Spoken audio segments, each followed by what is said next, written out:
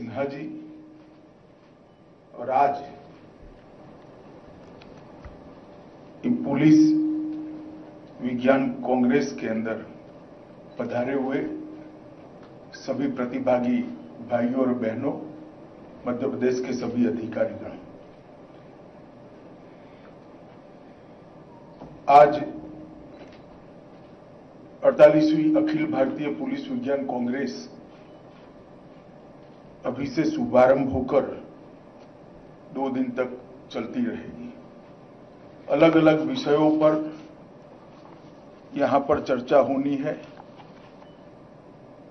श्री बालाजी ने बहुत विस्तृत रूप से इसकी रूपरेखा आप लोगों के सामने रखी है, तो मैं इसमें जाना नहीं चाहता, परंतु लखनऊ पुलिस कांग्रेस के बाद ये पुलिस साइंस कांग्रेस जो मध्य प्रदेश में हो रही है, बीच में हमारा देश और दुनिया एक बहुत कठिन काल से गुजरे हैं। सदी की सबसे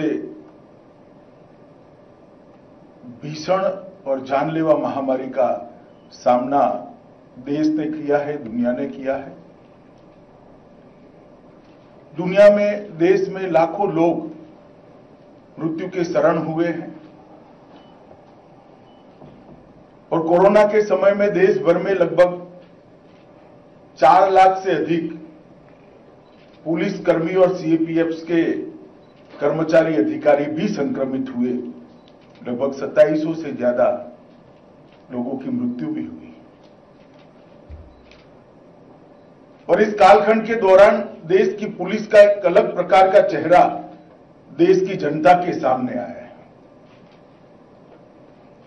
पुलिस का कार्य कभी भी प्रशंसा के पात्र है, इस प्रकार की बात बहुत लंबे समय से सुनाई नहीं पड़ती थी, मगर मैं आप देश भर के पुलिस बल को अभिनंदन देना चाहता हूं कि जहां पर भी जाते हैं पुलिस बल की कोरोना की कार्यवाही की भूरी भूरी प्रशंसा है।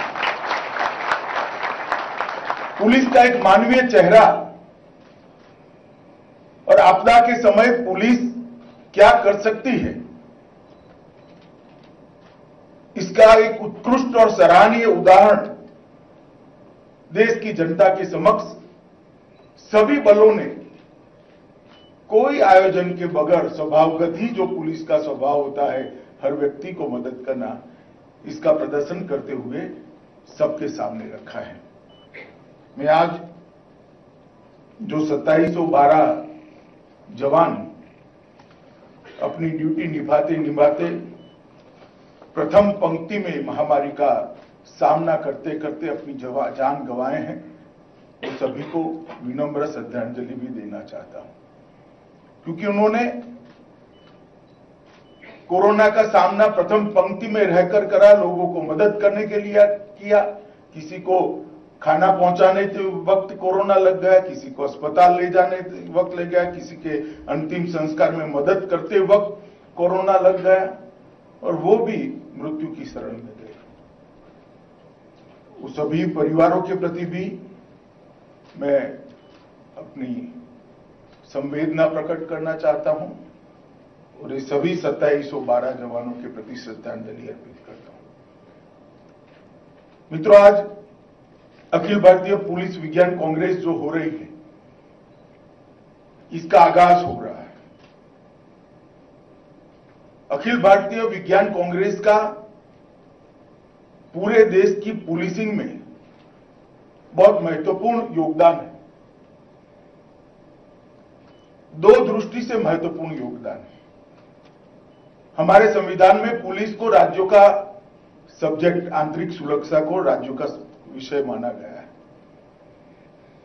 और ये सर्वथा ठीक ही भी है, इसमें कोई बदलाव की जरूरत नहीं है।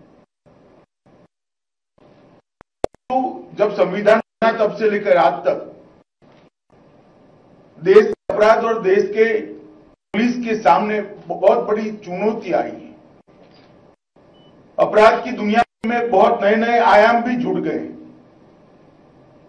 और कुछ चीजें ऐसी उभर कर आई है जिसमें देश भर की पुलिस को एक वाक्यता के साथ काम करना पड़ेगा, एक दूसरे के साथ सामंजस्य से काम करना पड़ेगा, अन्यथा आप इसकी उस चुनौतियों का सामना नहीं कर सकते।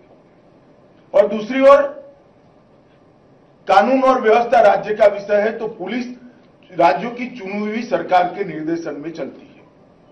तो उस वक्त बहुत बड़ा संकट होता है संकलन का, एक समान रिस्पॉन्ड का। जैसे नॉर्थ ईस्ट थिएटर है,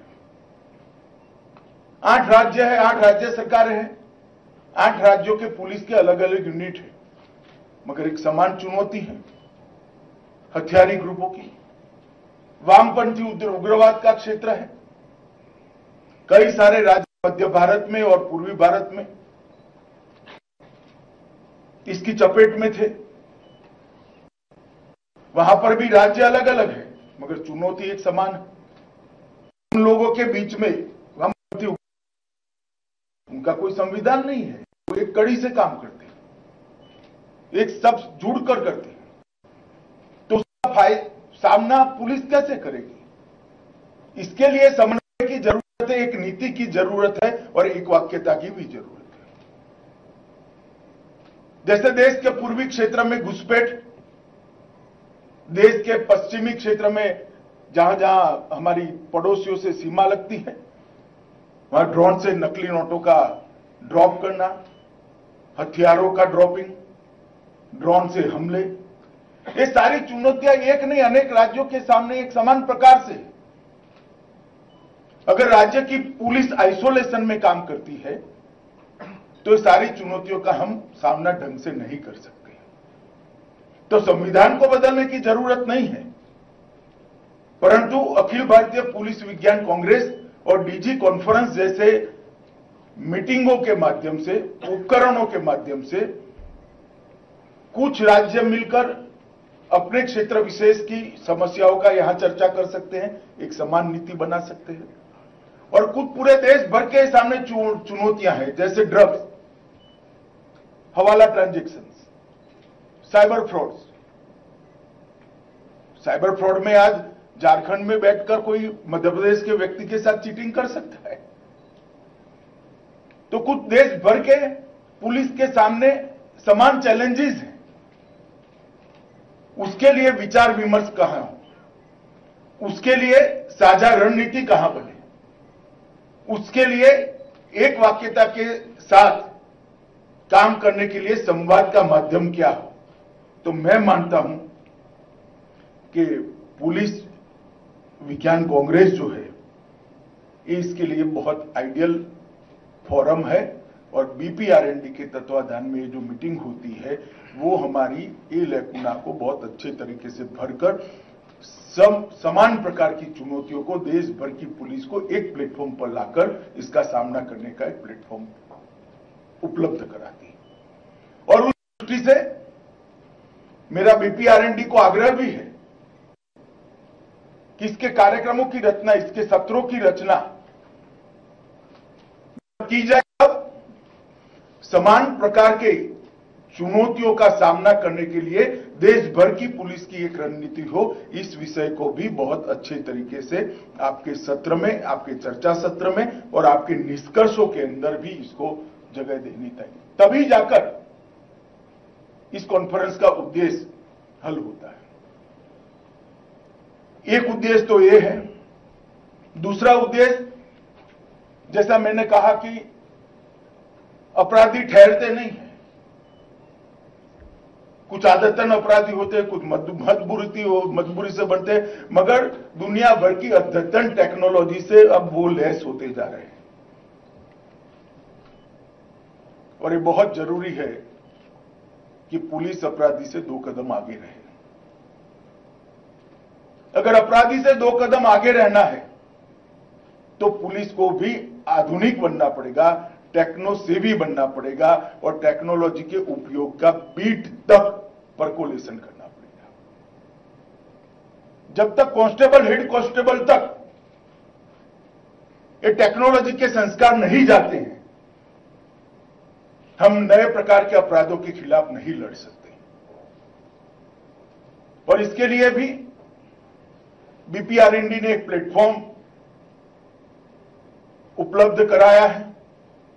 ढेर सारी संगोष्ठियों के माध्यम से ट्रेनिंग के विषय तय करना, ट्रेनिंग के विषय के अंदर चुनौतियों को एड्रेस कर लेना और चर्चा सत्रों से समाधान ढूंढकर इसको भी ट्रेनिंग के अंदर समाहित करना।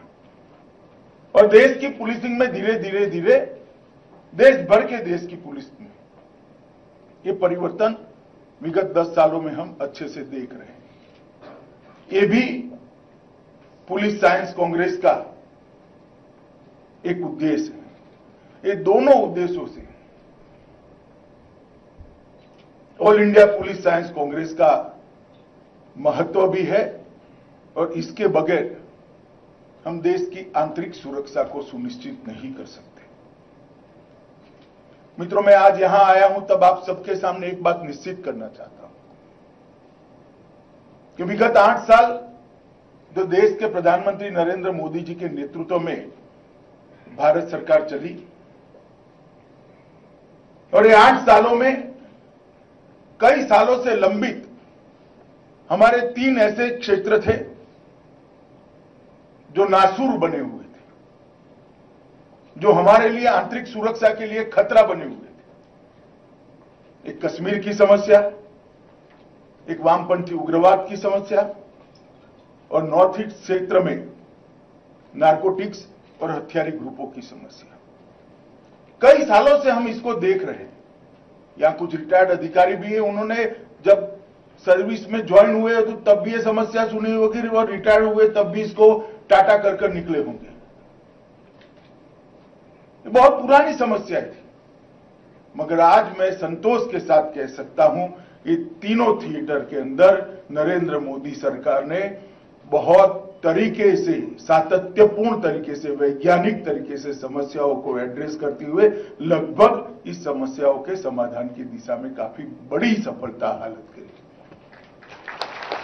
चाहे वो कश्मीर की समस्या हो, चाहे वामपंथी उग्रवाद की समस्या हो, चाहे नॉर्थ ईस्ट के अंदर हथियारी ग्रुपों की बात हो।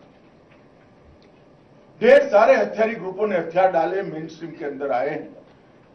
धारा 370 जाने के बाद कश्मीर के अंदर एक नया उत्साह, उमंग, विकास की एक नए युग की शुरुआत हुई। आतंकवाद के ऊपर हमारी सुरक्षा एजेंसियों का बिल्कुल कमांडिंग वर्चस्व दिखाई पड़ सकता है और वामपंथी उग्रवाद भी समाप्त होने की दिशा में आगे बढ़ रहा है। मध्य प्रदेश जैसे राज्य तो वामपंथी उग्रवाद से लगभग बाहर ही निकल गए। ये जो परिवर्तन आया है, ये परिवर्तन इसलिए आया है कि समस्या को उसका विश्लेषण कर समझकर इसके उपायों की गहन चर्चा कर सातत्यपूर्ण तरीके से एक रणनीति के आधार पर काम हुआ है। मैं इसलिए कहना चाहता हूं कि देश भर की राज्य की पुलिसों के सामने, पुलिस विभागों के सामने भी जो समस्या है उसमें भी अफसर बदलते रहे मगर पुलिस की रणनीति न बदले, इसमें सातत्य बहुत जरूरी होता है।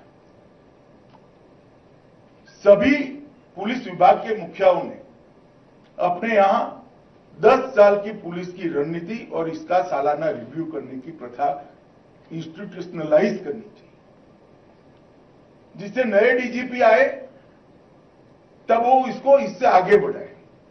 और जब सालाना रिव्यू करोगे तब जो उसमें कमियां होगी इसका भी रिव्यू होगा, जो सफल मुद्दे होंगे इसका भी रिव्यू होगा और एक नई रणनीति माइनर चेंजेस के साथ आगे के साल के साथ बढ़ा लोगे। वो बहुत जरूरी है क्योंकि अब कुछ क्राइम ऐसे आ गए हैं जिसके सामने पुलिस के मॉडर्नाइजेशन और ट्रेनिंग के बगैर, पुलिस के राज्य के भीतर समन्वय के बगैर और पुलिस के राज्य के बाहर समन्वय के बगैर और टेक्नोलॉजी को आत्मसात करे बगैर लड़ पाना असंभव।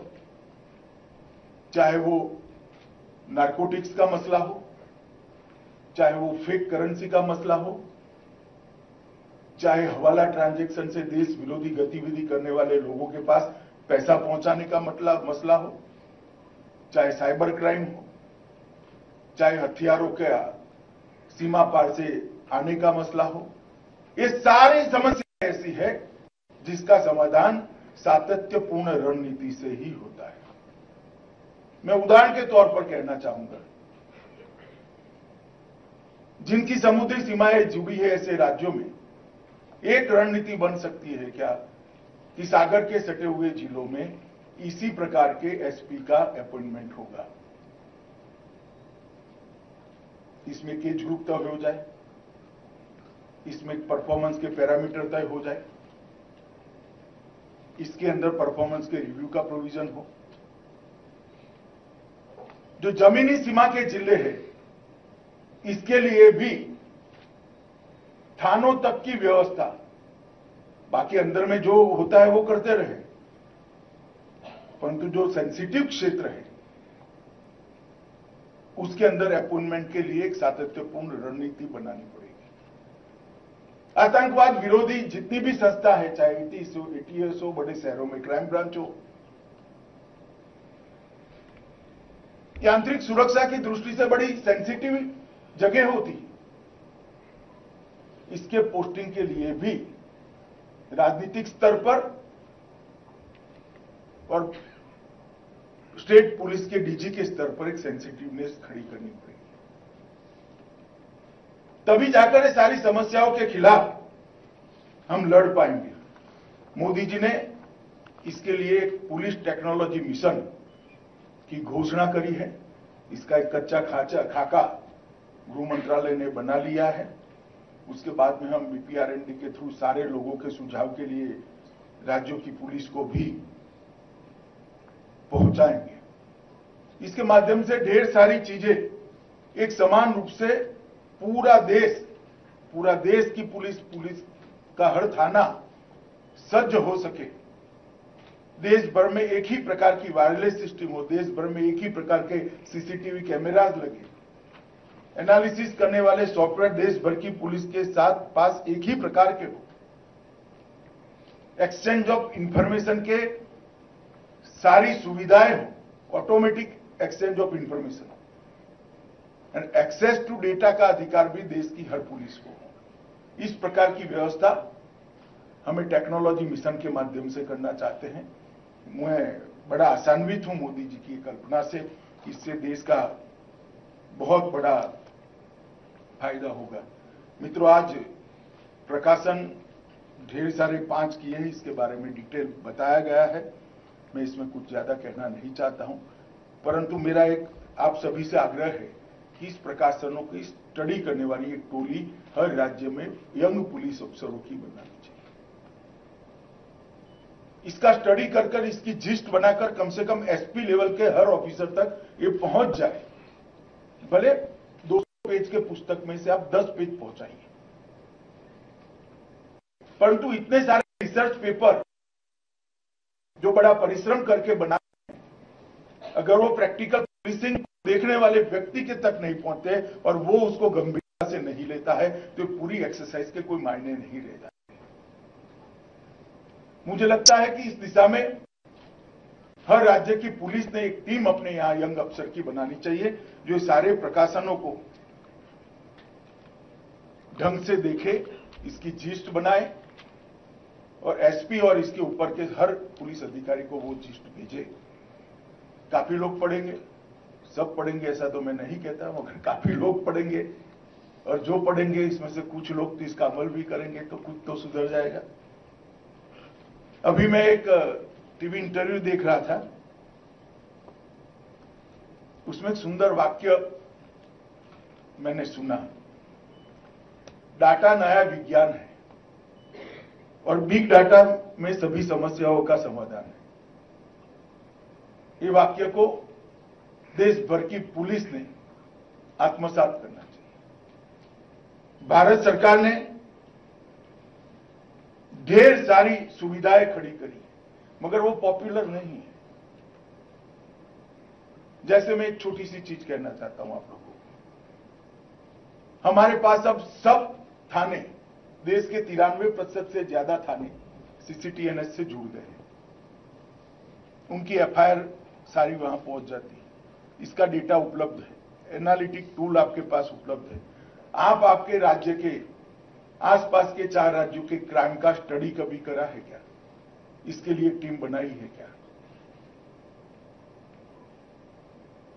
ये डेटा को जनरेट करना, यहां से अगर हम संतोष मानेंगे तो ये कभी नहीं होगा। मैं आगे इस विषय को छूंगा, परंतु मैं हमेशा कहता हूं कि हमारी देश की पुलिस पर एक आरोप होता है, कभी तो नो एक्शन का आरोप होता है कि पुलिस मूक दर्शक बनी है, और कभी एक्सट्रीम एक्शन का आरोप हो जाता है। हमें आदत डालनी चाहिए कि जस्ट एक्शन, स्वाभाविक प्रतिक्रिया होती है, और वो तभी होती है जब सिस्टम व्यक्ति पर न निर्भर हो, व्यक्ति सिस्टम पर निर्भर हो। अगर थानेदार के स्वभाव पर आप छोड़ दोगे तो नो एक्शन भी आएगा और एक्सट्रीम एक्शन भी आएगा, मगर सिस्टम पर थानेदार निर्भर होगा तो जस्ट एक्शन आएगा। छोटी सी बात है मगर गौर करने जैसी बात है।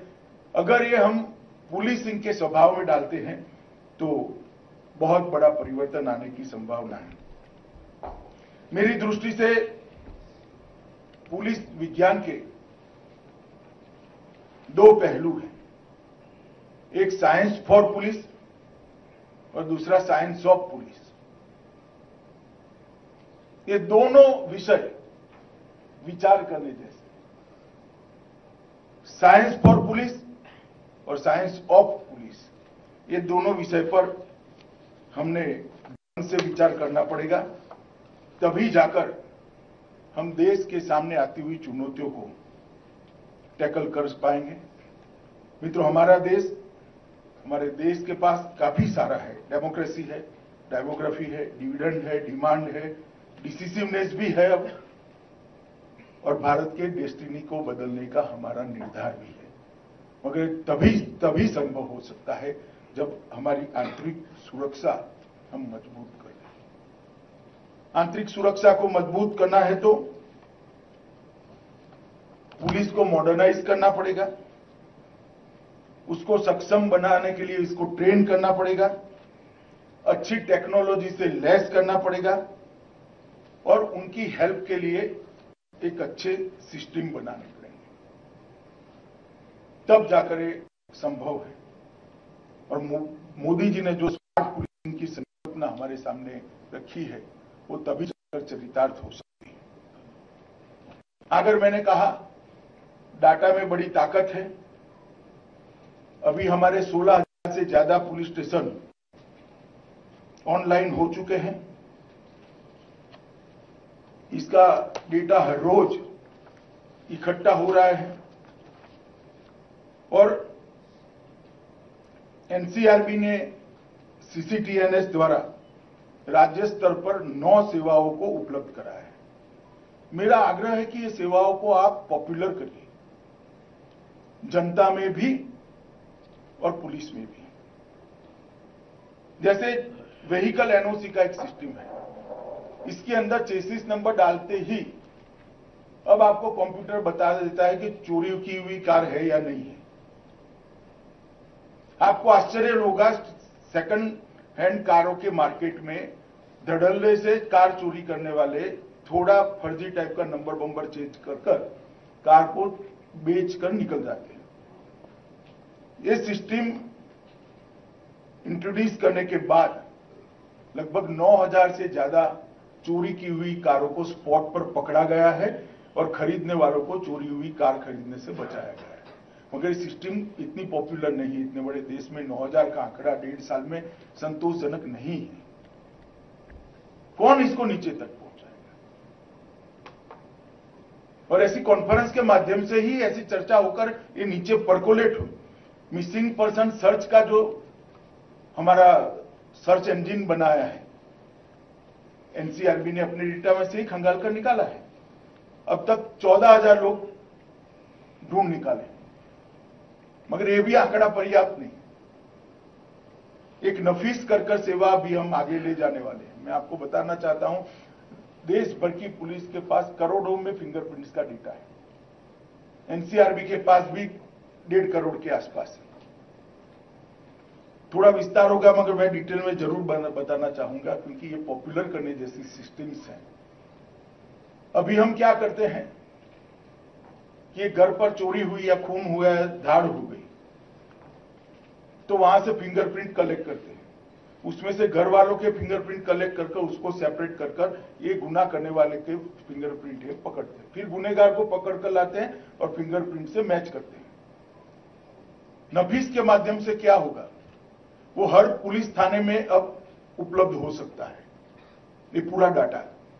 तो जैसे ही घर से चोरी करने वाले का या खून करने वाले का फिंगरप्रिंट उपलब्ध हुआ, उसको कंप्यूटर में डालेंगे, अगर वो डेटा में है तो 1.5 मिनट के अंदर वो सर्च कर आपको नाम दे देगा कि फिंगरप्रिंट फलाने व्यक्ति का है।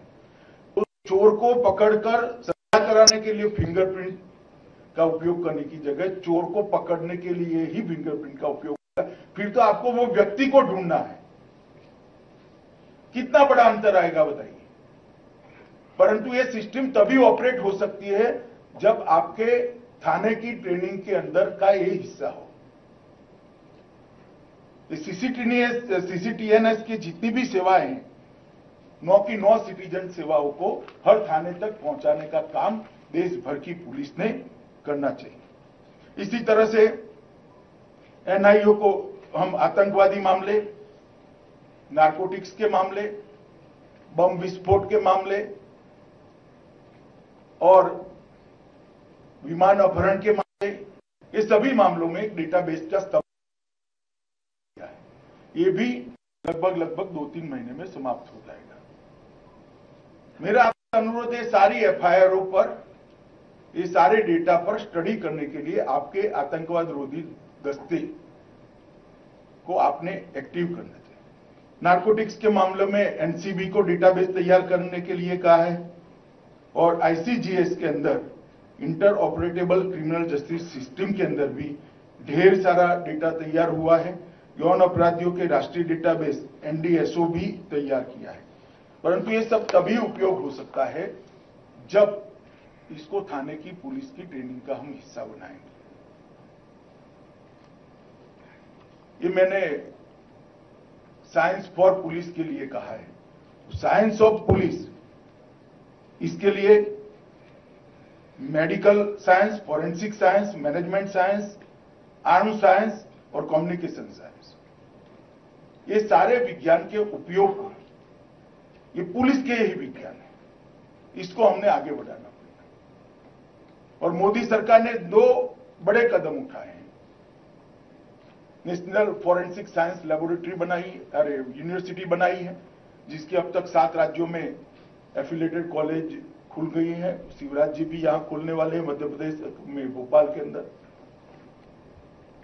इसका उपयोग हम लोग करें और आईपीसी सीआरपीसी के जो अमेंडमेंट्स आने वाले हैं, इसमें 6 साल से ज्यादा सजा वाले सभी गुनाहों में फॉरेंसिक एविडेंस को हम कंपलसरी करने वाले हैं।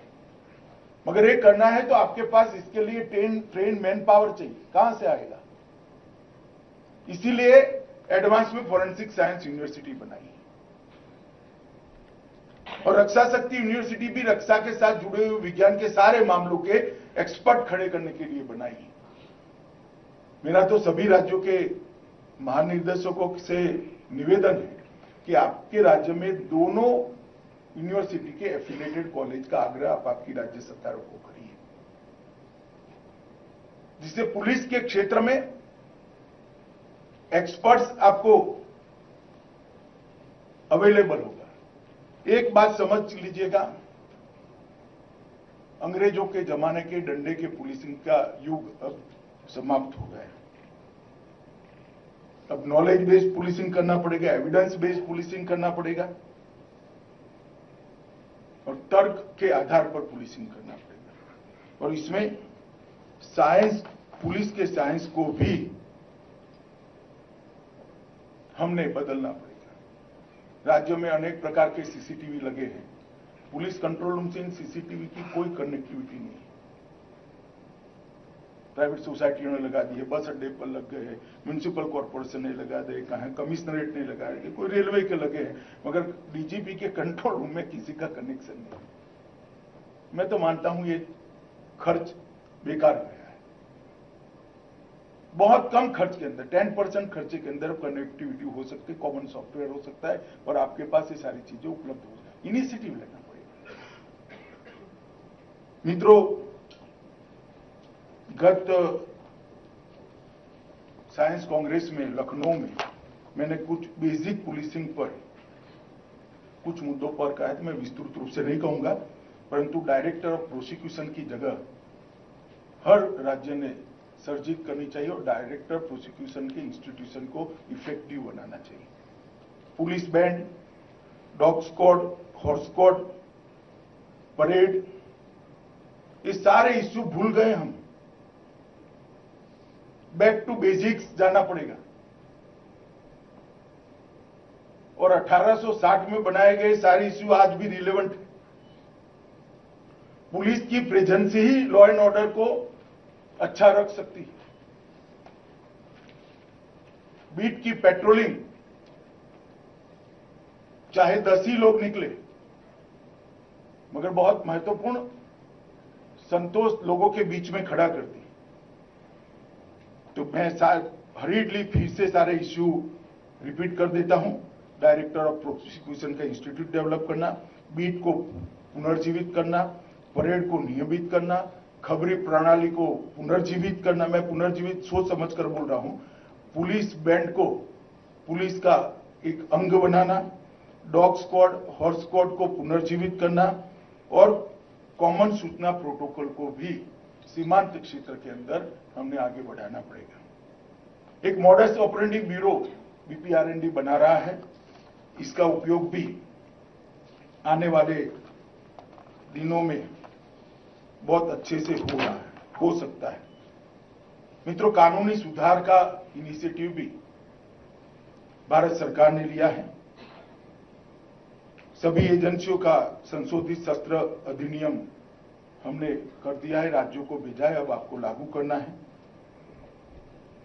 सिनाग के लिए कैदियों की नया विधेयक अभी संसद में पारित किया है, इसको लागू करना है। मॉडल जेल अधिनियम आपको भेजे हैं, उसको लागू करना है। अब तक 6 ही राज्यों ने किए हैं।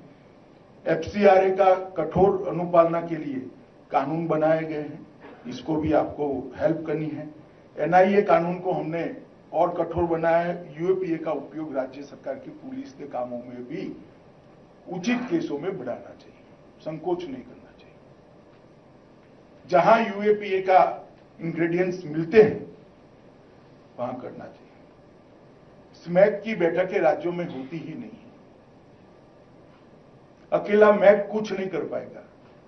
अगर स्मैक की बैठक राज्य में ढंग से होती है तो सारी एजेंसियों के बीच में कोऑर्डिनेशन होता है, चाहे ईडी हो, चाहे कस्टम हो, चाहे इनकम टैक्स हो, चाहे नार्कोटिक्स हो, चाहे पुलिस हो, चाहे एटीएस हो। मेरा आग्रह है कि स्मैक की बैठक में सभी राज्यों के पुलिस महानिर्देशक इनिशिएटिव ले और करें। सीआरपीसी, आईपीसी और एविडेंस एक्ट में भी हम सुधार ला रहे हैं। नार्कोटिक्स की भी कोऑर्डिनेशन की बैठक करने का जिम्मा हमने राज्यों के पुलिस मुखियाओं पर डाला है, इसमें भी इनिशिएटिव लेना चाहिए। हैकेथॉन कर हमारी समस्याओं के समाधान के लिए भी हमने करना चाहिए। मित्रों, एक बात मैं आप लोगों के सामने कहता हूं, प्रोसेस और परफेक्शन ये सफलता के लिए बहुत महत्वपूर्ण है।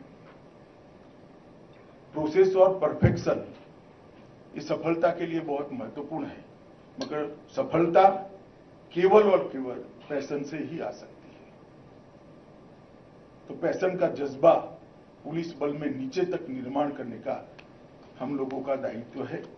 मुझे भरोसा है कि हम इस पुलिस साइंस कांग्रेस से 2 दिन के विचार मंथन से काफी सारी चीजें निकालेंगे, निष्कर्ष भी निकालेंगे और सुधार के लिए आगे बढ़ेंगे। मैं इस कॉन्फ्रेंस की सफलता के लिए बीपीआरएनडी के डीजी और सभी सहभागियों को बहुत बहुत शुभकामनाएं देना चाहता हूं। वंदे मातरम। इंडिया टीवी हर वक्त हर जगह डाउनलोड करने के लिए सर्च करें India TV news Google play store या ऐप स्टोर पर।